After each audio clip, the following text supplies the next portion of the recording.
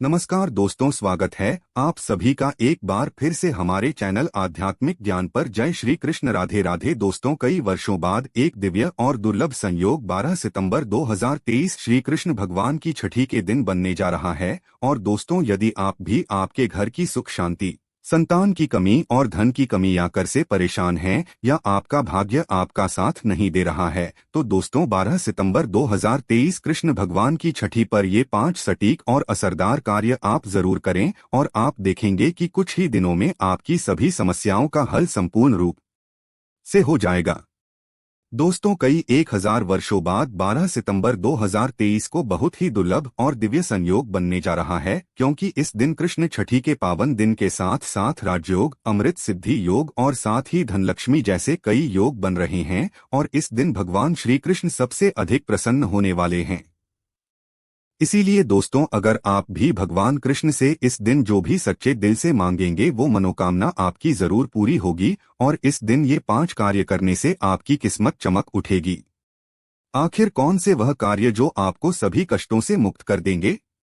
आज की इस वीडियो में हम आपको विस्तार से बताएंगे, इसलिए दोस्तों वीडियो को आखिर तक जरूर देखें। और दोस्तों, अगर आप भी अपने जीवन में भगवान श्री कृष्ण की कृपा पाना चाहते हैं तो इस वीडियो को लाइक करें कि कमेंट में जय श्री कृष्ण, राधे राधे लिखना न भूलें। दोस्तों, श्री कृष्ण कृष्ण छठी के बाद भगवान श्री कृष्ण की छठी मनाने की भी परंपरा है। भगवान कृष्ण के छठी वाले दिन लोग अपने आराध्य का अपनी इच्छा के अनुसार ही नाम भी रखते हैं। यदि कृष्ण छठी के दिन आपने बाल गोपाल जी लाए हुए हैं, उनका नामकरण भी छठी वाले दिन ही किया जाता है। तो कुछ लोग भगवान श्री कृष्ण को माधव, बाल गोपाल, ठाकुर जी आदि नामों से पुकारते हैं। यदि आपने भी बाल गोपाल रखे हुए हैं, नामकरण किया हुआ है, तो बहुत अच्छी बात है। या फिर आपने बाल गोपाल कृष्ण छठी के दिन बिठाए हुए हैं, तो छठी वाले दिन इनका नामकरण आप अवश्य कीजिए। कृष्ण छठी के 6 दिन बाद भगवान श्री कृष्ण की छठी मनाई जाती है। अब आप देख लें कि आपने कृष्ण छठी किस दिन मनाई है।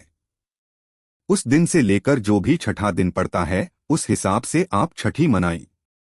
कृष्ण छठी का जो पर्व है वो भगवान श्री कृष्ण के जन्म उत्सव के रूप में मनाया जाता है, जिनके 6 दिन बाद भगवान श्री कृष्ण की छठी मनाने कभी रिवाज है। इस दिन लोग कृष्ण छठी की तरह ही भगवान श्री कृष्ण की पूजा करते हैं। लोग इस दिन अपने घर में बच्चों की छठी की तरह ही घर में खड़ी चावल बनाते हैं। इस दिन भगवान श्री कृष्ण को पीले रंग के वस्त्र और माखन मिश्री का भोग भी लगाया जाता है। वैसे तो छठी दोपहर के टाइम ही मनाई जाती है, या फिर आपके घर परिवार में जो भी रीति रिवाज हो, जिस तरह से आप मनाते आ रहे हो, या फिर जिस तरह से आप अपने बच्चों के छठी मनाते हो, उसी प्रकार भगवान श्री कृष्ण बाल गोपाल की छठे मनाई। ये तो छठी किस तरह से मनाते हैं वह भी आपके साथ शेयर करेंगे। तो सुबह सूर्योदय के बाद आपको सबसे पहले स्नानादि से निवृत्त होकर बाल गोपाल को, ठाकुर जी को, आपको पंचामृत से स्नान कराना है। पंचामृत में आपको पता ही है, दूध, दही, घी, शहद, शक्कर और गंगाजल मिलाकर पंचामृत बना लीजिए। उसके बाद आप ठाकुर जी को स्नान कराएं। यदि आपके पास है तो शंख से स्नान कराएं, या फिर चांदी के पात्र में पानी भरकर आप पंचामृत से स्नान करा सकते हैं। इसके बाद भगवान श्री कृष्ण को पीले रंग के वस्त्र पहनाए और उनका श्रृंगार कीजिए। इसके बाद ठाकुर जी को मिश्री और माखन का भोग अवश्य लगाएं। इस दिन कड़ी चावल बनाने का भी विशेष महत्व है। आप इस दिन कड़ी चावल बनाकर ठाकुर जी को भोग अवश्य लगाएं। और इस दिन यानी कि छठी के दिन ठाकुर जी यदि आपने बिठाए हुए हैं तो उनकी नजर आप अवश्य उतारे। ठाकुर जी को काला टीका जरूर लगाएं। ये उन्हें काजल भी विशेष तौर पर लगाया जाता है। छठी के दिन ऐसी मान्यता है, जो भी अपने घरों में काजल बनाकर कान्हा जी को लगाते हैं और उसके बाद अपने घरों में सभी सदस्यों को लगाते हैं, तो उनको नेत्र संबंधित कोई भी परेशानी है वो नहीं रहती है। इस तरह से आप ये 3 कार्य अवश्य कीजिए। भगवान श्री कृष्ण को कहीं नामों से भी पुकारा जाता है। यदि आपने ठाकुर जी का नाम रखा हुआ है, श्री कृष्ण का नाम रखा हुआ है, तो बहुत अच्छा है। या फिर आप कृष्ण छठी के दिन या छठी के दिन भी आप उनका नामकरण कर सकते हैं। आपको जो भी नाम पसंद हो वह नाम रख सकते हैं। चाहे तो आप उन्हें माधव बाल गोपाल ठाकुर जी भी कह सकते हैं या श्याम भी कह सकते हैं। छठी के मौके पर भगवान कृष्ण को चाबी भी सौंपी जाती है। इस दिन आप भगवान कृष्ण को घर की चाबी सौंप सकते हैं। उसके बाद भगवान से अपने घर में सदैव स्नेह और कृपा के लिए प्रार्थना भी करें। उनसे अपने घर के पालन पोषण के लिए भी प्रार्थना करें। ऐसा करके इस तरह से आप छठी उत्सव मना सकते हैं। छठी उत्सव मनाने से बाल गोपाल की सदैव कृपा दृष्टि है। वह आपके घर पर स्थायी रूप से बनी रहती है और सदा सदा के लिए बाल गोपाल आपके घर में स्थायी रूप से निवास करते हैं। छठे दिन छठी की जो कथा है उसको सुनने का भी विशेष महत्व है। वहीं दोस्तों, आज हम आपको 5 ऐसी वस्तुओं के बारे में बताने जा रहे हैं जो भगवान गोपाल को अति प्रिय है। अगर आप भी भगवान कृष्ण की असीम कृपा प्राप्त करना चाहते हैं तथा माता लक्ष्मी की कृपा प्राप्त करना चाहते हैं और अपनी मनोकामना को पूर्ण करना चाहते हैं तो कृष्ण छठी के दिन इन वस्तुओं को अपने घर पर अवश्य लेकर आएं। अगर आप इन सभी वस्तुओं को घर में नहीं ला सकते हैं तो कम से कम आप इनमें से कोई भी एक वस्तु घर में अवश्य लेकर आएं और भगवान श्री कृष्ण को यह वस्तु अवश्य अर्पित करें। दोस्तों, नंबर 1 भगवान गोपाल की अति प्रिय वस्तु है मोरपंख। कहा जाता है कि राधा रानी के महल में बहुत मोर हुआ करते थे। जब वह भगवान श्री कृष्ण की बांसुरी की धुन पर नृत्य करते थे तो उनके साथ में मोर भी नाच करते थे। एक दिन किसी मोर का पंख जमीन पर गिर गया, जिसे तुरंत उठाकर भगवान श्री कृष्ण ने अपने मस्तक पर सजा लिया। भगवान कृष्ण के मस्तक पर सजा मोर पंख राधा रानी के प्रेम की निशानी मानी जाती है। इसीलिए भगवान गोपाल के जन्म उत्सव की पूजा में मोर पंखों से उनकी हवा किए जाने का चलन है। इसीलिए कृष्ण छठी पर मोरपंख घर में अवश्य लाना चाहिए। दोस्तों, एक अन्य कथा के अनुसार देवी राधा हर दिन मोर कुटी मंदिर के पास मोरों को दाना देने जाती थी। एक बार जब देवी राधा वहां पहुंची तो वहां पर एक भी मोर नहीं था। राधा रानी उदास हो गई। कान्हा ने देवी राधा को प्रसन्न करने के यह स्वयं और रूप धारण कर लिया और वहां पहुंच गए। राधा रानी कान्हा का यह रूप देखकर बहुत प्रसन्न हुई। दोस्तों, मोर कुटी मंदिर में मोर रूप में आज भी राधा कृष्ण की पूजा होती है। इसीलिए भगवान श्री कृष्ण को प्रसन्न करने के लिए जन्म अष्टमी के पूजन में मोरपंख अवश्य ही शामिल करना चाहिए। हिंदू मान्यताओं के अनुसार घर में मोरपंख का प्रयोग करने से अमंगल टल जाता है। विशेष रूप से कहा जाता है कि मोर पंख से बुरी आत्माएं पास नहीं आती। मोर पंख को भगवान गोपाल ने अपने मुख पर स्थान दिया तथा सम्मान दिया। वास्तु के अनुसार मोर पंख घर से अनेक प्रकार के वास्तु दोष को दूर करता है और मोर पंख सकारात्मक ऊर्जा को अपनी ओर खींचता है। मोर पंख मोर के बाजू से अलग होने के बाद भी जीवित रहता है, तभी तो इसका सकारात्मक असर अपना काम तेजी से करता है। दोस्तों, दूसरी चीज है बांसुरी। भगवान राम की पहचान धनुष तो भगवान गोपाल की बंसी। भगवान गोपाल की मधुर बांसुरी की धुन सुनकर गोपियों उनकी ओर खींची चली आती थी। भगवान गोपाल की बंसी प्रेम और आनंद का प्रतीक है। बाल कृष्ण गोपियों के साथ बंसी बजाकर रास रचाते थे और सृष्टि में प्रेम का संचार करते थे। दोस्तों, कृष्ण न छठी के दिन भगवान श्री कृष्ण के श्रृंगार की सामग्री में बांसुरी को शामिल करने से गृहस्थी में प्रेम और आनंद आता है। भगवान कृष्ण को बांसुरी अर्पित करने के साथ ही आप अपने घर में बांसुरी को अवश्य ही लाए। दोस्तों, माना जाता है कि जहां कहीं भी वास्तु दोष हो वहां बांसुरी लगाने से वास्तु दोष दूर हो जाता है। लेकिन ध्यान देना जरूरी है कि बांसुरी कभी भी सीधे नहीं लगानी चाहिए, बल्कि इसे हमेशा तिरछा लगाने से लाभ मिलता है। साथ ही बांसुरी का मुंह हमेशा नीचे रहना चाहिए। इसके अलावा दाम्पत्य जीवन में तनाव या फिर कलहपूर्ण वातावरण रहता हो तो सिरहाने में बांसुरी रखकर सोने से बहुत अधिक लाभ मिलता है। दोस्तों, तीसरी चीज है मोर मुकुट। ज्योतिष गणना के अनुसार ऐसा माना जाता है कि भगवान कृष्ण की कुंडली में कालसर्प योग था। इसीलिए वे सदैव अपने मुकुट पर मोर का पंख हमेशा धारण करते थे। मोर और सिर्फ में भीषण शत्रुता होती है। इसीलिए मस्तक पर मोर मुकुट धारण करने से कालसर्प दोष का योग कम होता था। भगवान की पूजा में उन्हें मोर मुकुट पहनाने से कालसर्प दोष का प्रभाव दूर हो जाता है। दोस्तों, चौथी चीज है माखन मिश्री। नंद के लाल गोपाल को माखन अति प्रिय है। कहते हैं जिस रात गोपाल का जन्म हुआ उस रात नंदगांव की गोपियों ने सपने में देखा था कि गोपाल माखन मांग रहे हैं। नंदलाल को माखन इतना प्रिय था कि वह बचपन में गोपियों की मटकी से माखन चुराकर तथा मटकियां तोड़कर माखन खा लिया करते थे, जिसकी वजह से इनका एक नाम माखन चोर भी है। दोस्तों, भगवान के भोग में माखन मिश्री को अवश्य ही शामिल करना चाहिए। प्रेम पूर्वक भगवान गोपाल को माखन मिश्री का भोग लगाने से आरोग्य की प्राप्ति होती है, धन सुख समृद्धि की प्राप्ति होती है, धनलक्ष्मी आपके घर में धन की वर्षा करती है। भगवान गोपाल को माखन मिश्री अर्पित करने से भी शीघ्र ही आपकी सभी इच्छाएं पूर्ण करते हैं। दोस्तों, पांचवी चीज है झूला या फिर पालना। भक्ति भाव के भूखे बाल गोपाल को कृष्ण छठी पर झूला झुलाने की परंपरा चली आ रही है। यह ठीक उसी प्रकार से है जैसे बच्चे के जन्म के बाद उसे पालने में झुलाने से आनंद की प्राप्ति होती है। उसी प्रकार भक्तजन अपने प्रभु के बाल स्वरूप को पालने में झूलाकर भक्ति के परम सुख को प्राप्त करते हैं।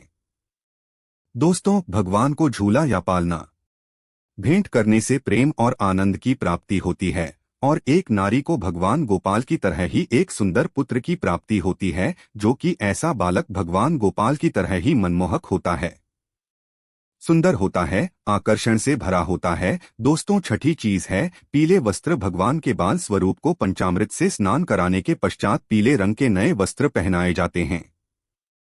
अगर आप भी इस बार कृष्ण छठी का पर्व मनाने वाले हैं तो आप पूजा की सामग्री में पीले रंग के वस्त्रों आपको अवश्य ही शामिल करें।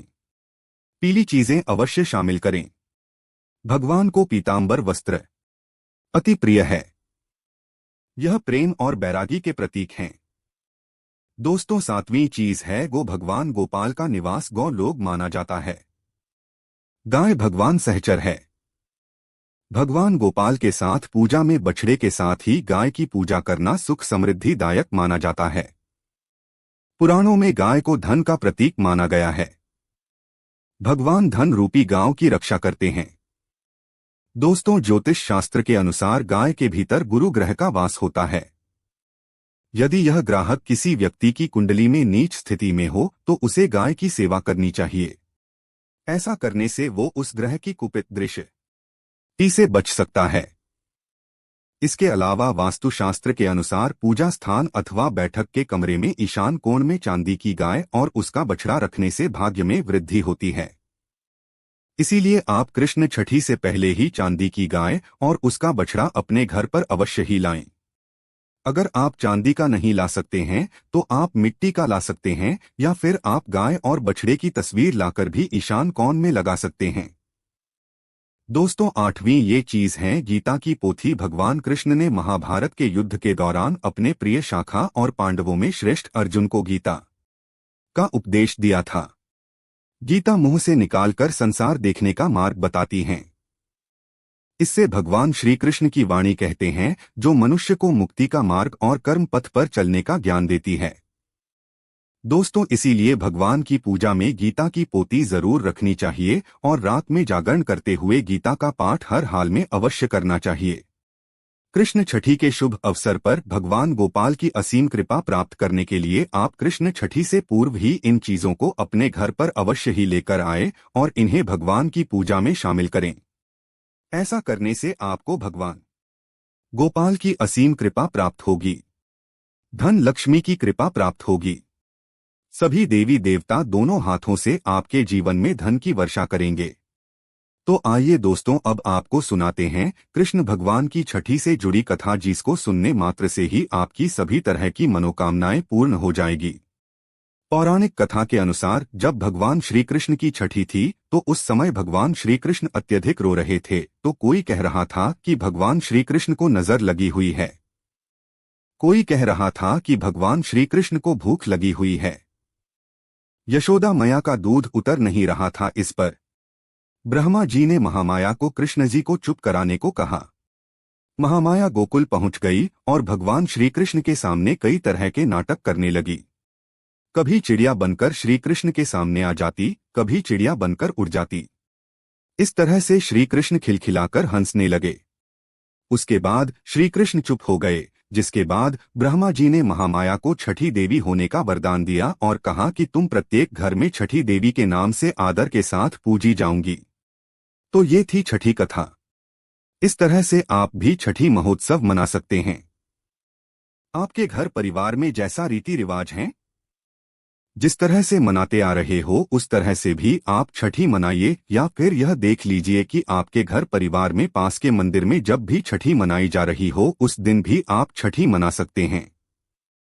यदि आपने बाल गोपाल भी नहीं रखे हुए हैं, जो भी श्री कृष्ण भगवान की प्रतिमा है, फोटो है, उसके सामने जिस तरह से आप कृष्ण छठी पर पूजन करते हैं उसी विधि विधान के साथ आप पूजा अर्चना कीजिए और हलवा पूरी खीर जो भी आपने भोग में बनाकर रखा हुआ है उसी तरह से बाल गोपाल को भोग लगाए और कान्हाजी की शाम के समय जिस तरह से छठी मनाई जाती है, काजल लगाकर नजर वगैरह है उतारकर नजरिया वगैरह बांधकर उस तरह से मनाए। तो दोस्तों, इस प्रकार कृष्ण कृष्ण छठी की व्रत कथा पूरी हुई। ऐसी मान्यता है कि कृष्ण छठी के दिन कहानी को पढ़ने या सुनने से वृद्धि के सारे पाप धुल जाते हैं, जीवन के हर समस्याओं का समाधान मिलता है, साथ ही भगवान का आशीर्वाद सदैव बना रहता है। इसी के साथ दोस्तों, छठी पूजा के दिन अगर कुछ खास उपाय किए जाएं तो आपका जीवन सफल हो जाता है, इसलिए आपको यह उपाय जरूर करने चाहिए। दोस्तों, कृष्ण जी की छठी के दिन भगवान श्री कृष्ण को चांदी की बांसुरी अर्पित करें। पूजा के इस बांसुरी को तिजोरी या पर्स में रखें। मान्यता है कि ऐसा करने से धन लाभ होता है। इसके अलावा छठी के दिन राधा माधव को 56 भोग लगाए। कहते हैं कि ऐसा करने से श्री कृष्ण प्रसन्न होते हैं और मनोकामनाएं पूरी होती है। रात 12 बजे दूध में केसर मिलाकर श्री कृष्ण का अभिषेक करना चाहिए। मान्यता है कि ऐसा करने से सुख, समृद्धि और आर्थिक स्थिति में सुधार होता है। दोस्तों, इस दिन राधा कृष्ण मंदिर में जाकर श्री कृष्ण जी को अपने हाथों से बनी पीले फूलों की माला अर्पित करें। साथ ही अभिषेक के समय शारदा तिलक में दिए उनके इस स्पष्ट दशाक्षर मंत्र का जाप करें कि इन कृष्णाय गोविंदाय गोपीजन स्वाहा। इस दिन भगवान श्री कृष्ण के इस मंत्र का जाप करने से आपकी आर्थिक संकट जल्द ही दूर होने लगेंगे और धन लाभ के योग भी बनेंगे। और अगर आप चाहते हैं कि आपके जीवन में यश हो और धन की कभी कमी ना हो तो इसके लिए इस दिन श्री कृष्ण मंदिर में जाकर पीले रंग के कपड़े, पीला फल, अनाज और पीले रंग की मिठाई दान करें। साथ ही रात को कृष्ण जन्म के समय उनके इस मंत्र का जाप करें कि इन कृष्णा इस वाह। इस दिन ऐसा करने से आपके जीवन में कभी यश की कमी नहीं होगी और आपकी तिजोरियां हमेशा भरी रहेंगी। वहीं अगर आप लक्ष्मी की कृपा अपने ऊपर बनाए रखना चाहते हैं और जीवन में खूब तरक्की पाना चाहते हैं तो कृष्ण जी की छठी के दिन घर में या किसी बाग में या किसी मंदिर आदि में केले के 2 पौधे लगाएं। साथ ही अपने काम बनाने के लिए रात के समय श्री कृष्ण के इस मंत्र का जाप करें, श्री ग्रीन क्लीन कृष्णा सु। हाँ, ऐसा करने से आपके ऊपर माता लक्ष्मी की कृपा बनी रहेंगी और जीवन में आपकी तरक्की होगी। दोस्तों, अगर आपकी कोई ऐसी इच्छा है जो बहुत दिनों से आपके मन में है और उसे आप जल्द से जल्द पूरा करना चाहते हैं तो कृष्ण जी की छठी के दिन शंख में जल भरकर बाल गोपाल का अभिषेक करें। साथ ही रात के समय श्री कृष्ण के इस विशेष मंत्र का जाप करें, श्री कृष्णाय गोविंदाय इस वहा। ऐसा करने से आपके परिवार में सुख, शांति और प्यार बना रहेगा। तो दोस्तों, अगर आप वाकई में भगवान कृष्ण को प्यार करते हैं तो सच्चे दिल से कमेंट बॉक्स में लिखें, जय श्री कृष्ण, राधे राधे।